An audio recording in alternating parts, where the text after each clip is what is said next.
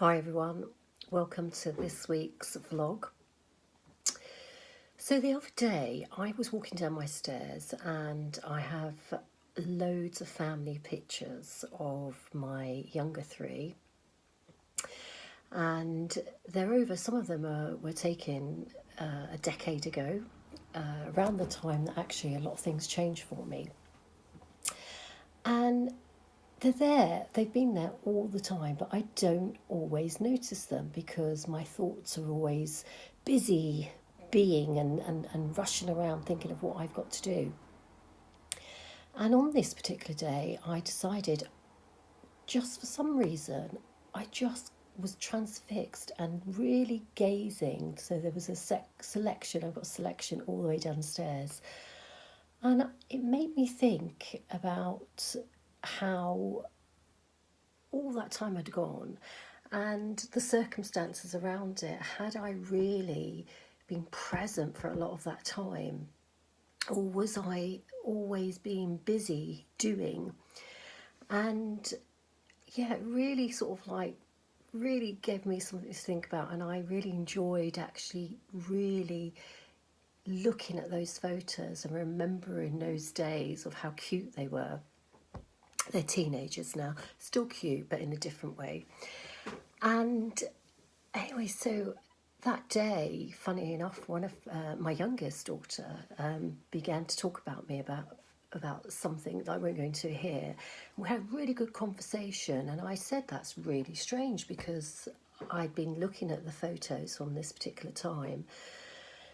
And so I thought I'd talk to you guys this week about our thoughts and the nature of them. Not heavy stuff, but really, I see so many people come to see me in my clinics who are feeling this way or because they thought that way. Our thoughts create our feelings.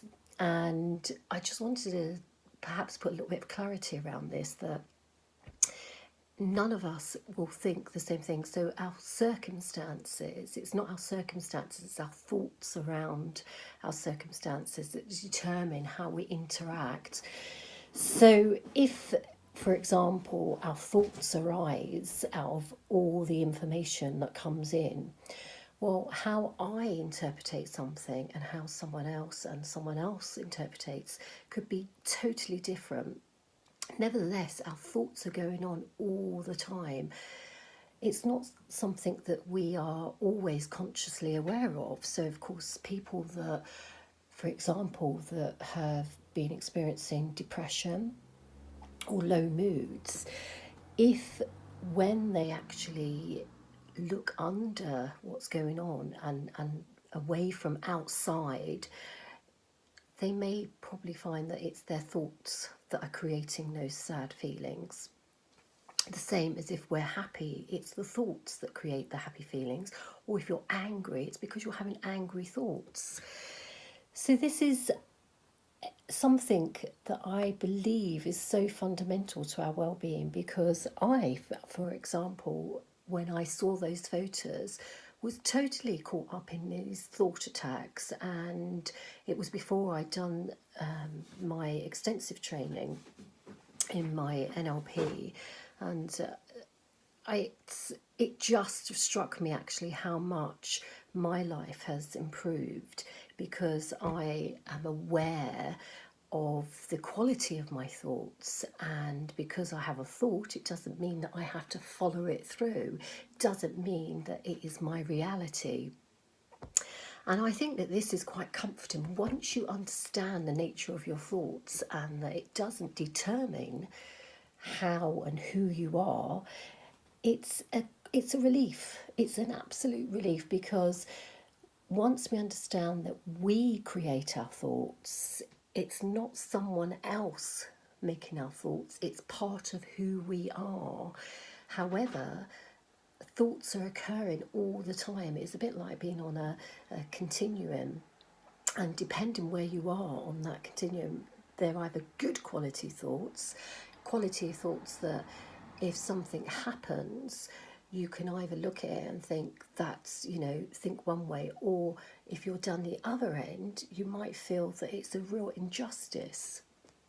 Someone, for example, if you're out I've done it myself in the past, or I've been with people and someone might look at you a certain way. And if you're feeling really self conscious, if you're feeling really down about yourself on that day, then you might think, oh, what, even they're looking at me in that way. But the truth is that that person may not even notice you. It's just that they're running their own thought processes. And so these thought attacks are going on. And if we're not aware and we get taken, swept up in those thought attacks, then that is when we can really greatly alter our feelings, and it can really ruin our day. So when you've got those days where your thoughts are really running riot, for example, if for let's take two people, both people have got a presentation to give at work. So one person, let's say the first person, is not really happy about doing a presentation, but they're okay. It's part of what they have to do to get the promotion. The second person, however, is really, really worked up about it, and really all the reasons that they can think of why it could go wrong and why they don't want to do it, why it's unfair, blah, blah, blah. So on the day, both of them give their presentation. The first person gets offered the promotion. The second person doesn't get that promotion, but 2 weeks later, they get offered another job that actually turns out even better than what the promotion was going to be.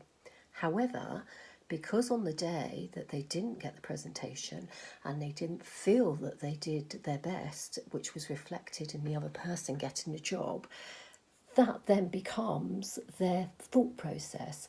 And so that will go on for weeks, maybe months, for some people years. And whenever they think about a presentation or why they didn't get a job, that will just be their story. Not that actually it just didn't matter on the day. The other person had more qualifications, maybe the other person also had more experience, but their story, the second person, is so caught up in that will become their reason why they don't like giving presentations, why they don't like this job, it ruined their life, blah blah blah. So years later they might still recount that story and tell how if only they'd got that job, life would have been better. But the fact is, it's just the way they thought about it all that time. So you can see how we can just get carried on and carried on and carried on with our thoughts. And at some point, unless you actively really think about where you're at and where are you on that continuum, and if you're not feeling good, check what your internal critic is saying, because sometimes it needs to be given its marching orders. It's not the controller. It's a bit like being in a car driving. If we're not aware of where our thoughts are going, we're going to be going all over the place and in a direction we don't want to be in. So that's a little bit about thoughts, and I hope that's been a little bit helpful for you. It's something that I think all of us, when we can get into the habit of maybe just taking a minute to think, check in. What am I thinking at this precise moment? Who's running away with our thoughts? Because it's not about being Pollyanna about this, because I don't like this idea where everyone has to go around with a supercilious smile and everything's happy, because that's hard work. Because thoughts are neither happy nor negative. It's just the interpretation we give them. And so if you constantly under pressure, by all means focus on what's good. That is absolutely a positive. But to just constantly only ever have good thoughts it's hard work, and it's not sustainable, and you're going to give yourself a lot of grief and make yourself feel quite bad if you can't sustain a good thought. Because believe me, some negative thoughts are going to come in, and then you're going to have to start thinking, oh, I need to think positively. Well, actually, you don't need to work at it. You can just allow your thoughts to happen, but just focus on the positive and not get so wrapped up in it, because thinking positively in a extreme manner can be just as bad as being thinking negatively, because again it's just different ends of the spectrum. And so you're just working really hard, and to maintain that all day and week in week out is hard work. So it's a bit like, I suppose, if you're meditating and pictures and thoughts come up, it's a bit just like allowing them to just float past and just pick the ones that you want, and not get really wrapped up into, where placing so much emphasis, but being mindful of the good ones. And when we have got those negative and those critics, it's a bit like white static noise. Sometimes just ignore it. You're not going to, if you're tuning your radio or your TV and it goes into one of the static stations, you're not going to sit and listen to it. You're going to turn it over and get something that you want to listen to. And I suppose that's a bit like our thoughts. And so I don't want to go on too much because I'm really mindful of time, but next week I'd like to go into how our thoughts can then go into our feelings, and how our feelings are very much steered by our thoughts as opposed to the other way around. So I hope that's been helpful to some of you, and have a great week. I do have a couple of new events coming up, so please keep an eye out on my Facebook page, and I will see some of you next week. Okay, have a great week. Bye.